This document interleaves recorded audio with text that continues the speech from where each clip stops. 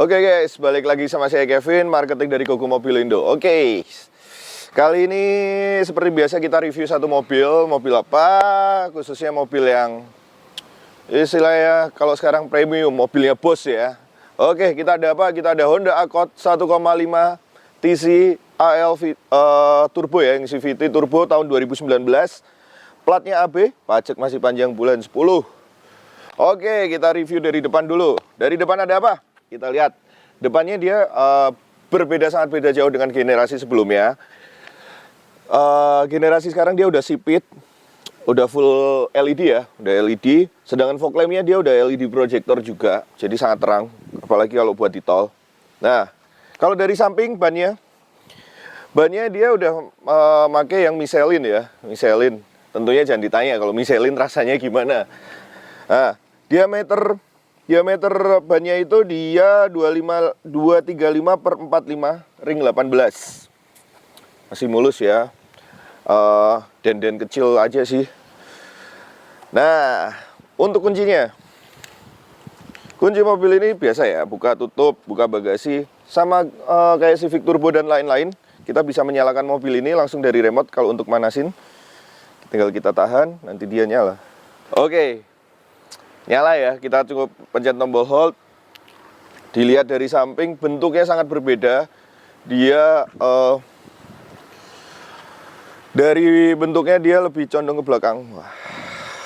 Condong ke belakang dan sama, dia pakai Michelin juga depan belakang. Kalau untuk buka bagasi belakang, kita cukup tinggal mencet ini.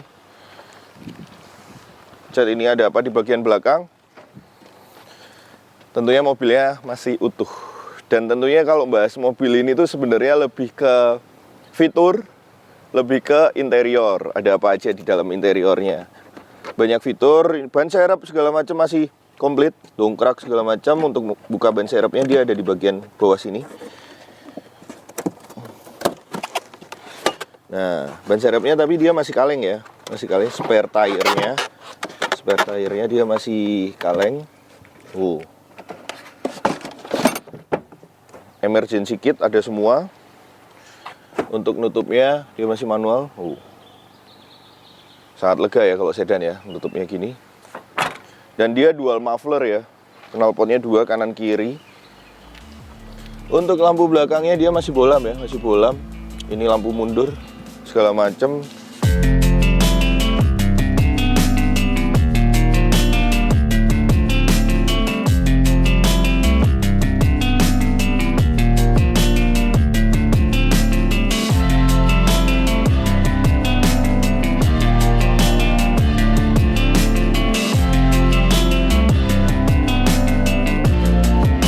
Oke, kita lanjut bagian mesin.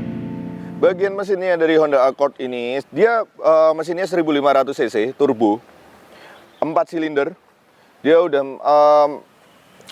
dengan sistem dia yang sekarang Earth Dream teknologi VTEC turbo. Jadi 1500 turbo yang diklaim mini horsepower-nya sekitar 182 horsepower dengan torsi 260 Nm. Cukup oke ya, 1500 turbo. Tentunya dengan tadi konsumsi bahan bakar yang mungkin sekitaran 112 untuk dalam kota. Oke, next kita ke bagian dalam ya, bagian belakang dulu. Oke, kita lihat bagian dalamnya. Bagian dalamnya, kalau bos itu duduknya sebelah kiri sebenarnya. Ini masih plastikan ya. Nah, untuk tinggi saya 178 itu sangat, ini posisi nyetir saya tadi ya. Posisi nyetir saya tadi ini ya masih sangat enak sih dengan posisi segini. Nah, kalau kita mau duduk sebelah kiri, kalau kita nyuruh supir kita, Pak majuin kursinya, dia nggak usah lewat situ untuk majuinnya. Tinggal ini kita majuin, pencet. Dari sebelah situ bisa dipencet. Tinggal dimajuin. Nah, mau di posisi segini. Nah, udah sangat enak ya, udah sangat nyaman. Dan di kanan kirinya seperti biasa, cup holder, terus USB port, belum Type-C port ya, masih USB port. Nah, untuk bagian tengahnya ada apa? Cup holder biasa. Wah, kalau mobil kayak gini cocok ya, enak. Terus dia sudah ada tirai, Jadi kalau panas ataupun menjaga privacy lebih terjaga, kita bisa tutup. Kita masih bisa lihat keluar, dan tentunya yang dari luar ke dalam cukup susah melihat kita, dan menjaga cahaya itu kalau panas segala macam agak lebih nggak masuk. Itu aja. AC ada pada bagian bawah sini. Bagian bawah sini ini biasa buat nyimpen apa ya.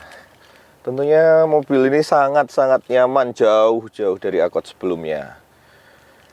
Sebenarnya fitur yang paling banyak ada pada bagian depan. Apa aja fiturnya? Oke, lanjut aja. Ini kita balikin dulu aja. Nanti teman saya nggak bisa masuk. Ya tinggal mencet bagian sini aja untuk maju dan mundurnya. Oke, kita ke bagian depan. Oke, kita balik ke sini. Nah, di bagian sini ada apa? Dia udah electric seat untuk naik dan turunin kursinya, buat belakangnya, climbingnya. Terus di sini ada tombol buat ngatur ganjelan di punggungnya juga ada. Oke, kita masuk. Nah, di sini ada apa? Di sini kita bisa membuka bagasi dari sini. Ini ada tombol untuk membuka bagasi. Ada memory seat untuk mengatur siapa yang duduk di situ, memorinya, jadi nggak usah lama lagi buat ngatur. Ada memory seat seperti biasa, ini buat jendela segala macam, retract. Nah, kita lihat, kita coba nyalain ya. Nyalain mesin, engine stop engine-nya ada di sini, injek rem, nyalain. Sangat halus ya mesinnya. Oke, kita bahas mungkin dari sebelah sini. Dari sebelah sini. Untuk AC-nya dia sudah dual zone untuk nyalainnya juga masih putaran, tinggal diputar aja untuk dual zone-nya, untuk AC segala macam. Terus habis itu mode arah AC itu kemana. Nah, untuk head unitnya ini ori bawaannya. Kita ada apa aja di head unitnya. Untuk head unit mobil ini sebentar, ini kayaknya kurang terang ya karena mataharinya. Kita atur dulu kecerahannya. Nah, di home ini ada beberapa ponsel itu. Ini tentunya untuk Bluetooth ya. Untuk Bluetooth. Terus ini FM radio. Terus ada audio Bluetooth, sama aja sih. Komparasi trip itu dia BBM kisaran berapa, BBM rata-rata. Ada berapa perjalanan kayak trip A, terus trip B. Nah, untuk berkendara dalam kota ini BBM rata-ratanya bisa di 112-an. Nah, nih 112, 113. Nah, kita back. Itu untuk konsumsi bahan-bahan, konsumsi trip istilahnya. Terus USB 1, USB 2. Terus ada jam. Jam itu untuk tampilan di sini aja. Terus untuk kompas, arah mata angin ya. Arah mata angin itu kita kemana. Nah, aplikasinya kalau di aplikasi lebih itunya seperti ini sih. Tapi kan kalau lebih bagusnya tampilannya seperti ini. Dan dia sudah ada kamera mundur, tapi belum 360 derajat. 360 derajat. Dan di sini ada apa? Oke, kita lihat, ini susah mungkin. Nah, di sini sama ada USB port. Ada USB port buat ngecas, sama mungkin USB untuk di head unit kalau kita punya apa. Dan enaknya ada wireless charging. Wireless chargingnya itu, jadi kalau kita ngecas HP nggak usah pakai kabel, tinggal taruh HP-nya aja, pleng, dia udah otomatis ngecas. Dan ada power outlet 12 volt. Kalau mau tambahan untuk ngecas ada power outlet 12 volt. Untuk shifternya dia masih biasa ya, PRND aja. Manualnya dia lewat sini. Pedal shiftnya ada pedal shift di sini. Dan ini ada mode eco dan mode sport. Ada mode eco dan sport. Parkingnya, parking brake-nya sudah electric parking brake. Dan ada brake hold. Nah, kita lihat laci di sini ada apa? Nah, itu kan tadi USB 1. Di sini ada USB 2. USB 2-nya ada pada bagian kompartemennya ini.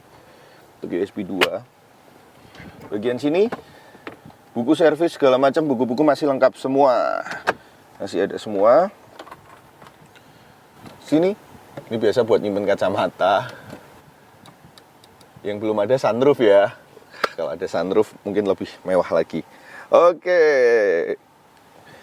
Pasti pada bingung ya, di bagian setir ini banyak sekali tombol. Banyak sekali tombol itu fungsinya buat apa? Mari kita cek. Untuk sebelah kiri, ini audio entertainment. Audio entertainmentnya ada di setir sebelah kiri. Ini untuk home. Untuk ngatur ini bisa diatur, kita atur misalnya tachometer, terus habis itu range, bahan bakar sekarang, jarak yang kemungkinan bisa ditempuh kurang lebih berapa. Terus di sini ada speed and time, lama berkendara kita ada semua di sini. Untuk audio kita juga bisa ngatur dari sini. Untuk mau apa, radio, USB, Bluetooth, itu bisa semua dari sini. Back, kita ada phone, driving support. Nah, untuk driving support ini dia ada beberapa. Nah, ini istilahnya Honda Sensing sih. Honda Sensing ini dia ada namanya, ada namanya road determination. Road determination itu artinya kalau kita di marka jalan yang ada marka jalan, istilahnya jalan tol, kalau kita geser melewati batas itu, otomatis dia setirnya akan koreksi supaya kita tidak lewat di jalur yang lain. Itu bisa kita aktifin juga. Atau collision mitigation braking system, itu kalau ada mobil di depan, itu kita bisa atur jaraknya berapa, otomatis dia akan ngerem. Terus mobilnya maju, otomatis dia akan maju mengikuti jarak yang kita atur. Mungkin nanti kita coba ya, tipis-tipis kita coba kalau jalannya memungkinkan. Nah, untuk ngaturnya ada di sebelah mana? Untuk mengaturnya dia ada di sebelah kanan saya ini. Kanan saya ini untuk ngatur. Di sini ada warning, apa aja, door open segala macam, dia ada warningnya semua. Tachometer kita ini cuma tampilan di sini ya. Tampilan sini ada RPM. Speedometer dia udah digital ya. Untuk sebelah speedometer kecepatan ini dia masih analog. Sedangkan layar sebelah kiri ini dia sudah digital, full digital. Untuk tachometer segala macamnya ini dia udah full digital. Dan ini untuk suhu segala macam bensin dia udah digital ya. Sudah digital semua. Di sini biasa traction control sebelah sini. Ini parking sensor on. Jadi kalau ada mobil di sebelah atau apa dia bunyi. Cukup simple. Oke. Mungkin gitu aja. Oh iya, ini servisnya record ya. Servisnya record Honda. Mungkin kita coba sambil jalan ya. Oke, langsung aja kita coba. Kalau jalannya ini memungkinkan, bisa nggak kita pakai yang sistem road mitigation, atau kita pakai mungkin yang collision mitigation braking system. Kita coba aja sambil jalan. Untuk kita mengaktifkan lane keeping itu, kita pada tombol bagian sini, kita main, ada tulisan main. Posisi kita di D ya. Posisi kita di D, tapi saya ini pakai brake hold, dia otomatis ngerem ya. Jadi saya kaki segala macam udah nggak di sini. Kita bisa mengaturnya. Kita mau yang lane keeping atau departure mitigation, braking system kita ada di sini semua. Mungkin kita ngaturnya 30 km per jam ya. 30 km kita naikinnya bisa lewat sini. Mau kecepatannya itu berapa di sini. Seperti cruise control. Kita ngaktifin di sini. Oke. Kita aktifin lane keeping. Brake systemnya mungkin jaraknya kita buat agak jauh. Dan set. Kita set. Oke, dia jalan sendiri ya. Dia jalan sendiri. Saya nggak ngegas, nggak rem. Tapi ini kita rem karena belok. Depan nggak ada mobil. Kita coba pakai yang brake. Jarak brake-nya oke. Mungkin kita set oke. Lane keeping. Oke, ini kita coba ya. Kita coba, kaki saya di sini nggak megang setir, cuma saya koreksi dikit-dikit. Oke. Oke, apakah dia ngerem? Kita cuma koreksi setirnya. Nah, dia ngerem ya. Tuh. Dia jaga jarak mobil depan kan? Tuh. Saya cuma tinggal. Nih, dia otomatis maju. Tuh. Udah, enak, nggak capek. Nih, ini kita bikin jarak ke depannya segini. Ini kita bisa lebih deketin lagi. Kita jarakin lebih deketin lagi. Coba, nih kita paling deket ya. Oke, cuma kita senggol dikit gasnya. Nah, oke, kita senggol gasnya dikit. Ada motor depan, dia ngerem kan? Tuh, kaki saya di sini ya. Tuh, dia otomatis ngerem sendiri. Tuh, dah, kita tinggal diemin. Mobil itu maju, nanti otomatis ini maju. Tinggal kita kasih sentuhan dikit. Nah, sentuhan dikit. Nah, wih, ngerem. Enak kan, nggak capek. Tuh, kita cuma koreksi pada setirnya aja. Tuh, dengan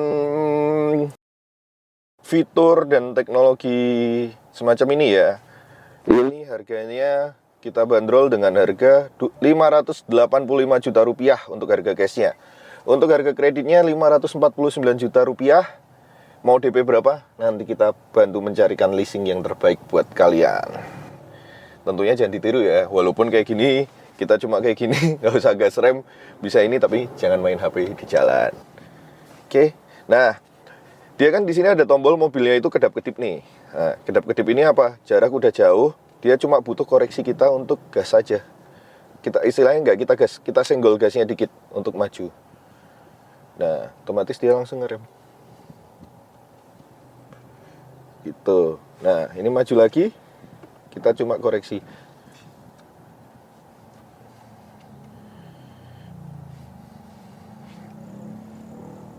Oke, jalan di depan macet. Ini sangat nyaman buat kita untuk jalanan macet seperti ini. Nah, dia otomatis ngegas dan dia, ini saya bikin jarak paling dekat. Nah.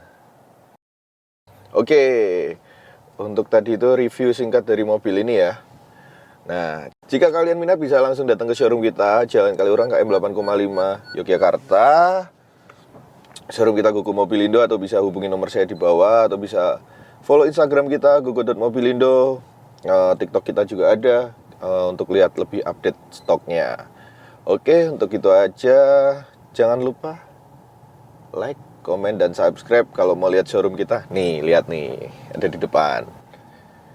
Oke, dari lampu merah kita tinggal belok kiri. Nah, ini showroom kita,